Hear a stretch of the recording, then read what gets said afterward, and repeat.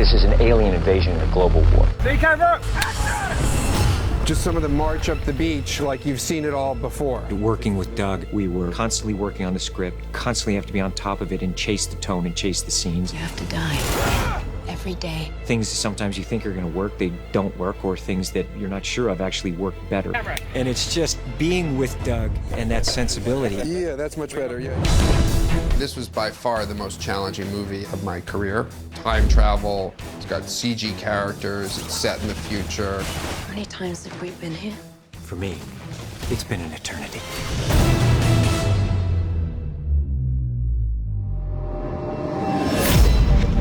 If we lose today, we won't get to fight another.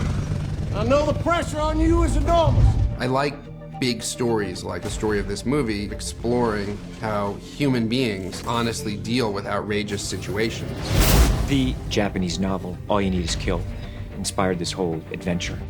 The book itself is a very dark narrative. What the writer had in mind, without ever saying it, was a D-Day-like assault to save mankind. And it's a throwback, of course, to World War II movies, kind of a romantic period of time. It takes place in the future. We don't even have a date. And now! Alien race have pretty rapidly annihilated most of the world. It's frighteningly eerie. It's got a post-apocalypse type feel to it. The big lure for me was working with a sci-fi movie that was carving new space for itself. That tonally it had something that felt incredibly human. You're just with this character of Cage on his plight. He's the sort of unlikely action hero. The character I play, Cage, is the guy who is just in over his head right from the beginning. The aliens, the way that they infect Cage is that he winds up killing one of them. He's gravely wounded. It bleeds into his wound, and he's caught in a time loop. Our challenge was to make each of these many, many repeats of the loop. There may have been thousands of them, to select the right ones along the way. On your feet, maggot! And show the right part of the story in each case to make sure that it's moving forward the whole time. That is my name. And yet keep the costs in balance so that we wouldn't go outside of our budget, and keep it honest for Doug's sake. Come find me when you wake up. It's clear that there's a connection between this movie and video games, On because your feet, maggot! you can get killed and you get an additional life. Maggot! Maggot! I'm trying to be nice to you, maggot! Now move! The loop was really the reason I made the film. Even though you might be seeing the same battle over and over again, you're seeing it from so many different perspectives and points of view, and that allows you to see the world, and it's so much more dramatic window into somebody's soul. You said to find you when I wake up. You do know what's happening to me. Like most projects, even though the script was a really great read, it was clear there was going to be a lot of work that was going to need to be done to the script to turn it into a movie. That's all one idea. Yeah. And these guys, you know, they're in the middle of battle. But I don't think you should put that line there. We're not out in open ground. It's what you would do in a situation as a soldier. I really had the most incredible cast. They were so imaginative and helpful. Be like, Jerry, are we ready to shoot? First thing you have to realize about Tom is that in the morning, he doesn't just walk on set. Tom runs onto the set and is always early. You can't make this kind of film without a passion and a buoyancy that demands on everyone. I love making these movies. They're incredibly challenging. I've never met anyone with such boundless enthusiasm and joy for this job. He wants the film to be as incredible as it can be, and he wants you to be great in it as well. What a way to start a love story. Way to go. If you look at the films I've made, these films have unique, very human characters living in extraordinary circumstances, such as this movie. Tom understands that people go see his movies because they're good, and they're good because he works hard at them. Tom has got his own set of training. He came in extremely fit, but everyone else wasn't necessarily to that standard. His stunt double never really does anything because Tom does it all. Even just I have to have shorter, more percussive things anyhow. Exactly. You can go. He has a big input on everything and wants to do everything, so there's no cheating. I don't want the speed. I want more speed than I'll be able to generate in just a natural swim. With this equipment and that suit, I'm going to need a little bit of a pull. Get going. Not like speed. Forget speed's the wrong thing. for momentum. Let's give it a go, otherwise we'll just use green. Sometimes I'd be on first unit all night and then second unit during the day. And constantly creating like certain things that you think are gonna work and to keep ahead of the schedule. Your star working that hard and that committed to giving you the most material possible to have in the editing room and the most choices, he created the environment where I was able to get the material to make a hit movie. Again. Again. Okay, do it. When you look at Emily Blunt, what she accomplished physically in this film was perfect for this journey. I saw her as this lethal powerhouse. That kind of talent, she can literally do anything. She is not immediately the actor that you would think of for this, but she converted herself with such a fervor and such a passion to this role. Emily is not renowned for doing stunts. We were starting from ground zero and building her up, both her fitness and flexibility. Data position and We really wanted to develop a fight style for Rita that felt organic and messy and real and not too martial arty, even though it definitely has influences from the wushu martial art world. And I had this fantastic guy called Liang teaching me martial arts. Trying to capture the choreography and the sheer violence at which she fights was the challenge. Her fight style is very aerial based. Lots of slides and skids and sliding under tentacles, jumping, flipping over them, slicing as she's in the air. Something rather invincible about her. The character is very much supported by the mystique that the film creates for her. Wait! I think I'm okay. What day is it? Judgment Day. You just came in with the fresh recruits. I've really enjoyed being Master Sergeant Farrell. What do warriors do? He's a little eccentric. Destiny calls. His philosophy is kind of a death or victory kind of philosophy. Remember, there's no courage without fear. Constantly having to wrangle this useless bunch of guys to fight. They're convicts and mess-ups. You're telling me you don't know where that slipper son of a bitch went? Let's do another 50, shall we? And Bill Paxton just brings so much comedy. He's like our comedic bad guy. Private Cage! You're going the wrong way! That character, I didn't want anyone else to play it but Bill Paxton. Bill crushes it. What the hell were you thinking? And also to be able to play off of him. He just naturally brings his instincts in that. Okay, Alan, thanks, man. You gotta be careful with those marks, man. You put a mark down, we're actors. We'll hit it. We'll just be standing there. Damn We'll straight. stop on the mark. That's what I want. Yeah. Bill always brings a real commitment to the character that he plays. How the hell did you end up in processing? Bill does the most ridiculous amount of research. He brings books into the makeup trailer. Before scenes, he'll be warming up with his own lines. Till he cannot piss standing up. Yeah. Yeah. Now here they come! Black as hell, thick as grass. Look alive if you want to stay that way! Should I do the line anyway? Battle is the great redeemer. Regardless of what kind of parasitic scum they were going in. Private Cage, J Squad.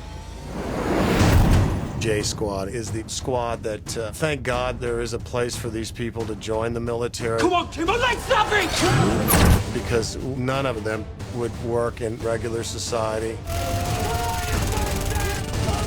We'd all be in prison or insane asylums or whatever. Hey, watch your back out there, sir. No one else will. Like a bunch of degenerates. They're the real lowly members of the army, like cannon fodder. 500 meters of closing fast! The characters weren't written specific when we started the job. It was a process with each individual. Yeah. The first line, that's just a placeholder for... There was a lot of discussion about where the character was coming from, where he was going to be, what he's going to be like. It was basically an agreement between actor and director. Just say. Okay, or we may decide not to put him in the trencher because it doesn't... I don't believe in just sort of ordering the actors around, but I really like saying, hey, together we're going to create a character. And we were literally in the trenches. And cut. It was coming up out of the sand. You're like, this arm, and it didn't do anything? I have been a huge fan of Doug Liman's for many, many years. He's always so original and surprising with his characters and the nature in which he approaches his filmmaking.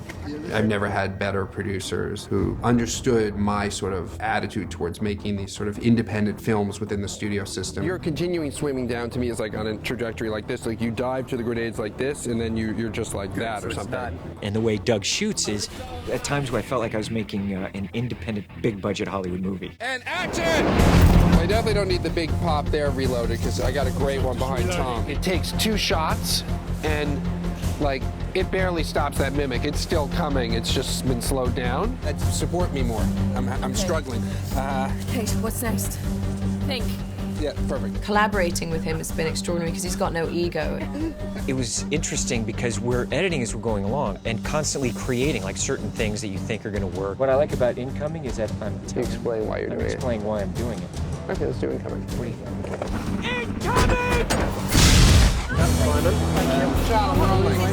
No, I'm saying as you do your opening frame, you can frame more right. Yeah. Frame right. Changing the script on a daily basis and moving with the flow and ebb of the movie is actually just part of his sort of idiosyncratic style. Everyone's saying character and just go full ad-lib and just see if we come up with any other little moments before we call it. He really is the mad scientist of filmmaking, and even with the hair, he has that dreamlike quality of he doesn't rationalize anything. He just says, okay, what I want to see is you buried in the sand with water flying all over your face. I think it'd be really good for us to be crazy scared. If you think something may not work, by all means doesn't mind you mention it to him, and he really takes it on board. I don't think he should lose his head too much. Okay, no, you could function. He's really up for listening, and he doesn't always agree, which is up to him, he's the right director, but he really does listen. Turn and feel like you're going that way. It's being able to come up with a plan, shoot the plan, and then we can mess with it and maybe change it slightly.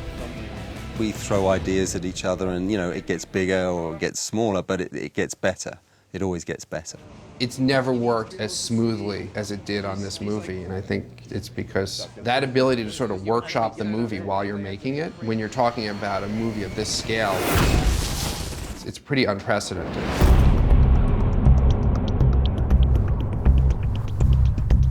Cage has to get hold of one of them. So it's more this kind of... That's what I was thinking. You need this kind of wall because that's towards the dune. Where we are is the Warner Brothers lot in Leavesden, and we're actually the first movie to shoot here since Warner Brothers has acquired it. It's where all the Harry Potter movies shot. We weren't going to go and shoot at Heathrow. That's obviously an incredibly busy operating airport. So, and we used the back lot, and there's a huge amount of extensions, and then redesigning Heathrow so that it's now changed and it's full of tents and armories and changing, and training bays. It was wonderful shooting at Leavesden Studio because it was like old Hollywood where we had our sound stages and then we had the back lot. There were times where Doug would get an idea, I'd get an idea, and we'd be able to be out in that back lot picking up certain moments that we needed. I think what I'm most proud of is the overall arch and the spectrum of sets we have in the movie, which was a very interesting menu to do for a feature. You can't portray the speed of a creature if you have not enough space to move around it. So the beach set had to be big, and the visual effects scenario for expanding that set into Normandy is certainly driven by the size and scale. For the first time ever, I did a movie where the entire movie was shot on one studio. It all could happen in a sort of more relaxed environment. Over the course of making this film, I got more and more comfortable working with virtual sets. What started out as Heathrow and 3 sides of it are real, and the 4th side's entirely green screen. By the last week of the shoot, I was shooting sequences for outside the Louvre and flooded Paris that had green on all sides and no set. To shoot in those virtual environments, but you have to sort of keep in the back of your mind what it's going to look like based on this sort of virtual scout you did. It's an epic challenge when no reference point at all. It's just green everywhere you look. Everything that you see in the movie had to be created. One of the first pieces of concept art that Oliver Scholl generated for the movie was this idea of this dropship. Oh my God! We wanted to make a story point of how inhuman war is. You dehumanize the soldiers by making them bombs that are basically hanging in the bomb bay of the plane, ready to just be dumped out. And that's really the image that we're trying to convey. We set out to build that exact object. When I got to Leavesden and started seeing these sets being built, and I was just thinking, oh my gosh, this is going to be gnarly. This whole ship's on a gimbal rig, so it tilts 25 degrees either side and it shakes. All of these things that you would think would have to become just purely visual effect shots are real. They really did the crazy things they do in the story. where the guys are all hanging from harnesses strapped into the ship. Underneath them are the bomb bay doors, and it was a very tight set that we shot on. As the ship moves, we can't cinch them up into the metal brackets, otherwise we could obviously squash them or crush them. And we obviously had to have blue screens underneath, and of course we have to have enough room to be able to drop them out, so it meant building a set that was sort of suspended 15 feet. It also was by far the hardest set. You're loading 32 actors hanging on wires, strapped in place, before you can start rolling. It takes like a few minutes to load each person in, so by the time you get everybody in, the first person's already been there for an hour. They can only hang for so long before you have to let people out to go to the bathroom. I mean, just envision like your worst experience ever on like an airplane, coach or something, with everybody's got way too much baggage.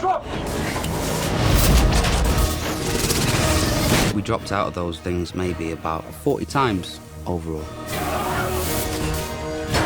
I had this very weird relationship with the dropship where I was like, days are going horrible because they're so slow, but what we're getting is so incredible.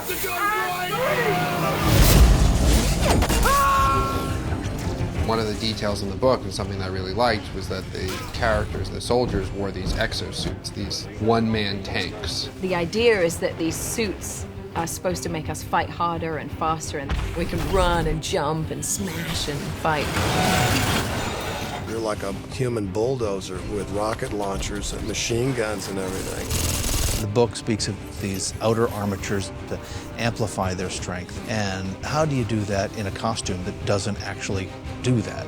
In fact, it does the opposite. It weighs the actor down. You need to make sure that it's not. This exosuit was designed by Pierre Bohana.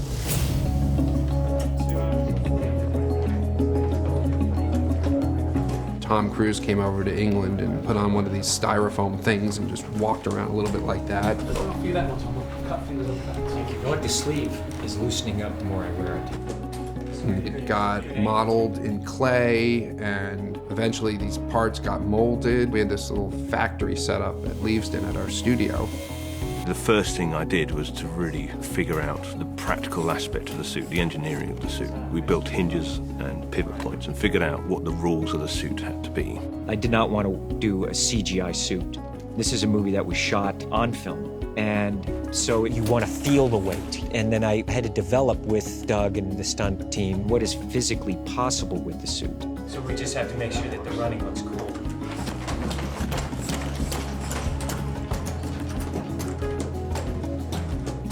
If you could fix these with a little more resistance. If you saw the diagram of how to put these parts together, it looked like something out of a barbecue grill or something.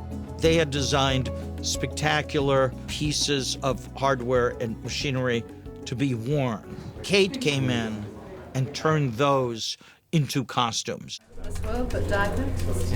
Really, every movement dictated the design process. Even though it's a piece of machinery in that, there was still a waist we created. There was still a hip and a thigh and a calf muscle. So we spent a lot of time trying to emulate where we could, so it still gave the feeling of a human form. But he was very happy at that stage when he actually put it on. It was obviously a big junction point in all the work we put in before, and we were all happy. We'll be right back.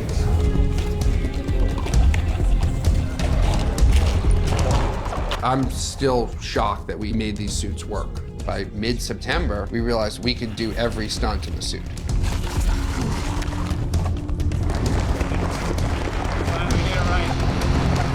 The time that it takes to get me in and out of the suit, that's time either won on set if it's fast or lost on set. So all this kind of prep and training is really important. We all appreciate it. I know you're working hard, and thank you all very much. I really appreciate it. All of the guys, they worked out a system how to get us all in and out of these suits quickly. The actor climbs into the frame, climbs into the suit, and it latches in. Normally it's about 5 minutes to get a guy in, and about the same to get out. Tom had a great team around him. It was about 76 seconds they were able to get him out, which was pretty impressive. I cried on Tom Cruise. Oh my God. Because it feels like you're being strapped into a coffin that you're carrying around on your back. I don't think any of us were quite prepared for the weight of the suit. It's like, oh my God, how are we going to do this? Feels a little bit like you have to prepare for a real fight or competition or something. You have to be prepared physically. So you really have to wear it, use it to get comfortable. Everybody was keen for the suits to be as light as possible to allow the performers to work in them as much as they can. But you're sacrificing strength, you're resisting the structural rigidity, and it's very important that you don't make them too light, or else the more breakage you have. So, and obviously these suits had to take an inordinate amount of punishment. It was challenging to shoot in, challenging for the stunts, but one of the rules I said, look, no complaining on set. It is what it is. Well, more or less 80% of what we rehearsed, it wasn't working, so there was a big panic, mainly from me. So we started with using little slides, little dynamic moves, just to give it that weight in momentum. Everyone started getting into the fact of how grueling it was, enjoying the misery of it, being on the beach. Doug actually said you and Tom, your personalities just do a 180. As soon as you're in the exosuit, you just conserve all of your energy and all of your patience. So we just get very quiet. We sit on these boxes in between takes just to catch our breath. And I looked over at Tom, who was pouring with sweat. And Tom just said to Doug, Doug, I know it sounds like Emily and I being impatient. Also, the limitations of our action in these suits, how fast we can really move, keeping the suits looking like they're real and not toys. Yeah. The suit itself weighed 85, 90 pounds, and depending on the armament, anywhere from 120 to 125 pounds. I trained for a long time to be able to do it, but also you have to train in the suit.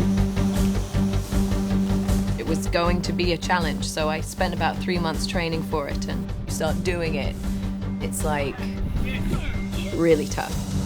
Leading up to it, I did 2.5 hours every day, 6 days a week. You have to just use muscles that you've never used before, so the training had to be super specific. We had 4 weeks of just basic strength training and endurance training. When Tom turned up, he wouldn't take the suit off for like 6 hours a day. You have to pace yourself and know physically how to prepare. I also had to figure out training program. I was the test dummy for a lot of this. Of course, when I first got to Leavesden, I go over to the stage, they bring me over from the airport, I'm about half asleep. He's already been over here training for 4 weeks. I've just put one on just to try the thing on. I'm thinking, oh my gosh. This is crazy. I should have been working out for 6 months before I did this. I called my wife, I said, honey, I don't know if I'm gonna get through this thing physically. Gradually become a bit addicted to this new strength and power and stamina that you have. And after a while, it sort of became like second nature. I'd never done a film with visual effects characters before. This was the one that I don't know, there was something in that. Doug, his first place he likes to go to is to try and do things practically. Previs has become quite an important tool to him, and he actually really, uses it so that you spatially know where objects are that don't exist. That's how they act against something that's not really there. I'm looking to do unique action sequences, and with the challenge of the suits and making it look real and gritty, that's what's exciting. It isn't just luck that we managed to film aliens. They're very specific camera moves. And as the camera guys don't have something to frame up on, it's extremely difficult. Wait a minute, where I'm standing, would it be like this, or is it there? Am I going like this? You just have to kind of know. We try to sort of help the actors as much as possible to bring practical interaction between the set and the actors and our virtual world. We do it with sticks and balls, and it's the fastest, most efficient way to do it. This film was such a crazy marriage of CG world and real action. I have never been in a movie where there were so many pyrotechnics, and I've been in a lot of big movies. Pretend to be, ducking from stuff and being scared, and all the explosions go off. There's no acting required. Tons of smoke and explosions and stunts and extras and cranes everywhere. During that process, capturing data and textures and making sure that the screens are in the right place to the best of our ability.